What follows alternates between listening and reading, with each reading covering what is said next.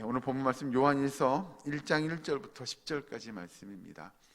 우리가 요한일서를 보기 전에 좀 여러분들이 생소한 단어 하나를 꺼내셔야 됩니다. 그게 뭐냐면 영지주의라고 하는 겁니다. 초대교회 안에 이 영지주의가 등장하게 됩니다. 이 영지주의가 교회에 미친 영향 가운데 하나는 무엇이냐면 예수의 신성은 인정하나 예수의 인성에 관하여서는 우리가 이야기하는 완벽한 완전한 인간의 몸을 입고 이 땅에 오신 건 아니다라고 주장을 하게 됩니다. 신인 예수님이 어떻게 우리처럼 하찮은 좀 경박한 표현 죄송합니다. 이런 하찮은 몸뚱아리를 입고 이 땅에 오실 수 있냐? 이런 것들을 주장하는 거죠. 그러니까 예수님은 하나님의 아들이 맞아요. 그렇게 완벽한 신으로서의 예수 그리스도가 우리처럼 불완전한 인간의 몸을 입고 이 땅에 왔다? 이건 인정할 수 없다는 겁니다. 그래서 다시 보시면 1장 1절에 태초부터 있는 생명의 말씀에 관하여는 우리가 들은 바요 눈으로 본 바요 자세히 보고 우리의 손으로 만진 바라. 보고 듣고 만졌다. 누구를요? 예수님을요. 바꿔 표현하면 그런 걸 겁니다. 우리가 예수님을 봤어. 예수님의 말씀을 들었어. 내가 예수님을 만졌어 라고 하는 거죠. 그 이야기인 즉슨 예수님이 분명히 영적인 존재 완벽한 신은 맞다는 겁니다. 그리고 더불어서 완벽한 인성을 가지신 분임을 이야기하는 거죠. 신성과 인성을 완벽하게 모두 갖추신 분이 예수님임을 이야기하고 2절에 이 생명이 나타내신 바 된지라 이 영원한 생명을 우리가 보았고 증언하여 너에게 전하노니 이는 아버지와 함께 계시다가 우리에게 나타내신 바 된 이시니라. 그래서 예수님이 이 땅에 오신 그분, 인간의 몸을 입고 이 땅에 오신 그분은 분명 하나님께로부터 보냄을 받은 하나님의 아들, 우리의 구세주 예수 그리스도이심을 증언하는 말씀이 이 요한일서에 등장하게 되는 거죠. 사실 오늘날 우리가 보면 아니 그게 뭐가 어때서 당연한 거 아니야 라고 말할 수 있겠으나 그 당시에 이 예수님의 제자들이 봤던 그 초대교회 안에 등장했던 이단들의 모습은요 굉장히 심각했습니다. 사실 요즘이라고 그럼 이단들이 교회 안에서 심각하지 않냐? 요즘도 심각하지요. 더불어서 그럼 앞으로는 그럼 이단들이 심각하지 않겠냐? 앞으로도 심각할 겁니다. 분명히 이단들이 예전이든 지금이든 차후로든 분명히 등장해서 성도들을 미혹하는 일들은 분명히 있을 겁니다. 그런데 그 당시에 이 사도 요한이 적는 이 내용들을 보면 교회 안에서 그 일이 얼마나 힘들었고 또 위험했는지를 분명히 증거해 주는 내용이죠. 그리고 3절 보시면 우리가 보고 들은 바를 너희에게도 전함은 너희로 우리와 사귐이 있게 하려 함이니 우리의 사귐은 아버지와 그의 아들 예수 그리스도와 더불어 누림이라. 우리가 이것을 쓰면 우리의 기쁨이 충만하게 하려 함이라. 여러분, 그래서 완벽한 신이며 완벽한 인간인, 완벽한 신성과 완벽한 인성을 가진 예수님과 함께 교제하는 것, 그것이 얼마나 기쁜 일인지를 알게 하려고 하는 거죠. 예수님이 이 땅에 인간의 몸을 입고 오셨다고 하는 것이 가진 의미는 엄청납니다. 그 예수님이 이 땅에 오신 사건을 통해서 그가 십자가에 못 박혀 죽으시고 그 보혈의 피를 흘리신 그 사건들이 분명히 있어야만 우리가 믿는 예수님, 우리가 믿는 하나님의 말씀이 올바른 복음이 될 겁니다. 만약에 예수님이 이 땅에 왔는데 그가 인간의 몸을 입지 않고 오셨어요. 십자가에서 흘리신 그 피가 예수님의 육신의 피가 아니었어요 라고 말하면 우리가 믿는 예수님은 다 거짓말입니다. 우리가 믿는 하나님은 다 거짓말일 겁니다. 그래서 예수님의 십자가 사건은 너무나도 중요하고 그것이 있어야만 예수님이 나중에 먼 훗날 언젠가 내가 이 몸을 가지고 하늘로 올라간 그 모습 그대로 다시 올 거야 라고 이야기하는 그 재림의 약속도 맞게 되는 겁니다. 이게 여기서부터 어그러지면 그 몸이 진짜 그 몸이 아니래, 우리가 똑같은 몸이 아니래 라고 하면 그 모든 것들이 다 거짓말이 됩니다. 그래서 이 요한일서에 등장하는 예수님에 관한 내용은 무엇보다도 중요하고 우리에게 큰 영향력을 끼치는 말씀인 거죠. 밑에 가서 보시면 5절에 우리가 그에게서 듣고 너희에게 전하는 소식은 이것이니 곧 하나님은 빛이시라 그에게는 어둠이 조금도 없으시다는 것이니라. 만일 우리가 하나님과 사귐이 있다 하고 어둠에 행하면 거짓말을 하고 진리를 행하지 아니함이거니와.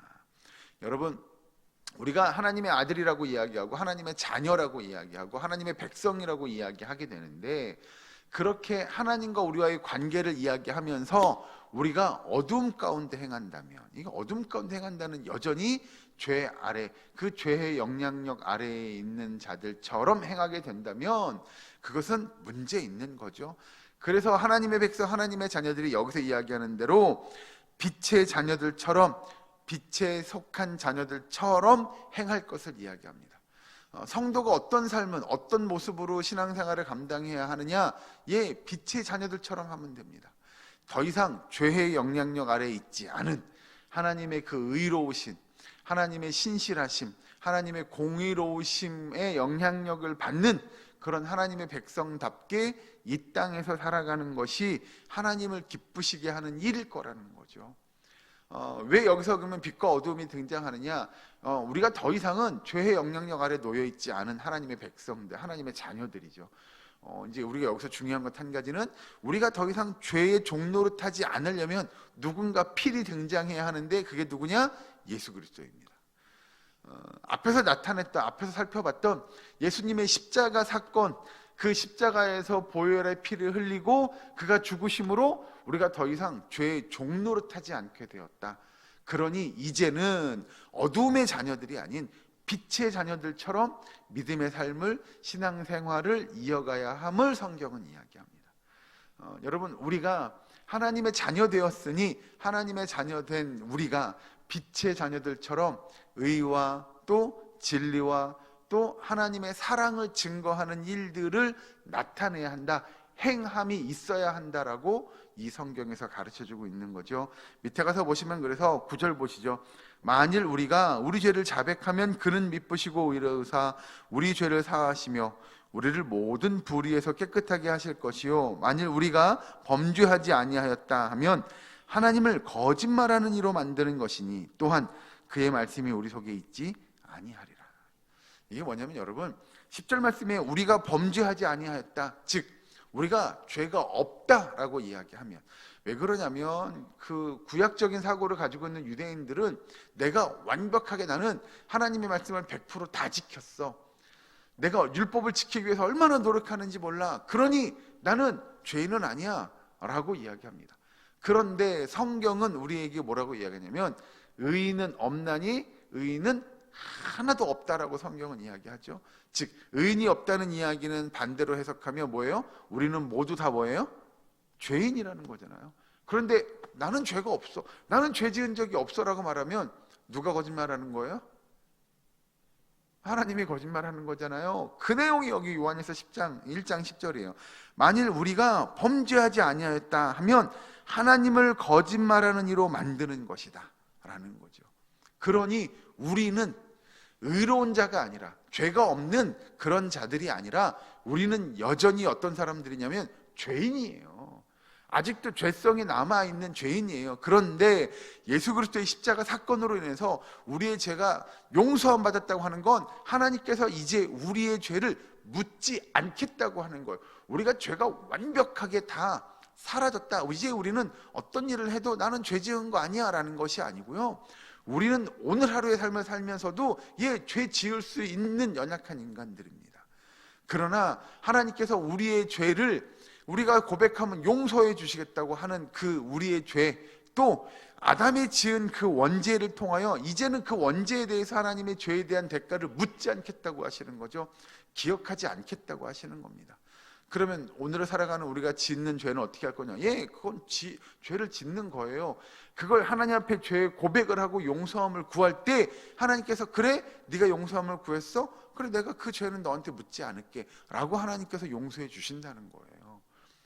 그 내용을 우리가 잘못 이해하면, 그래 난 이제 죄가 없네, 난 죄 묻지 않는다고 했으니까 내가 뭘 해도 하나님은 나에게 죄인이라고 안 하겠네 라고 하면 안 된다는 겁니다. 여러분, 여전히 우리는 연약한 죄인이고요, 죄 지음에 살아갈 수밖에 없는 부족한 인간들인데, 하나님은 아담이 지은 그 원죄를 더 이상 묻지 않겠다고 하고, 죄의 영향력 아래 사망의 죄의 종노릇하지 않게 하겠다고 하시고, 우리에게 더 이상 그 죄에 대해서 묻지 않겠다고, 기억하지 않는다고 하나님께서 말씀하신 내용인 걸 우리들이 기억해야 합니다.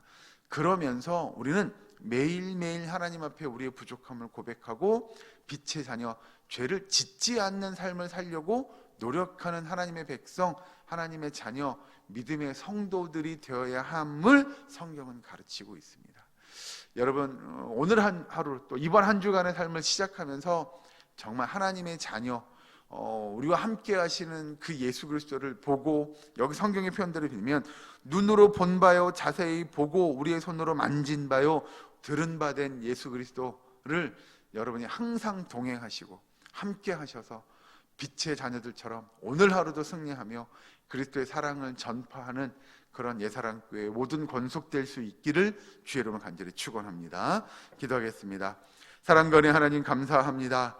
우리의 사랑교회의 모든 권속들을 기억하시고 정말 부활하신 예수 그리스도를 보고 듣고 믿고 깨달아 알게 하셔서 그 예수님의 삶을 본받는 믿음의 백성들 될 수 있도록 인도하여 주시옵소서.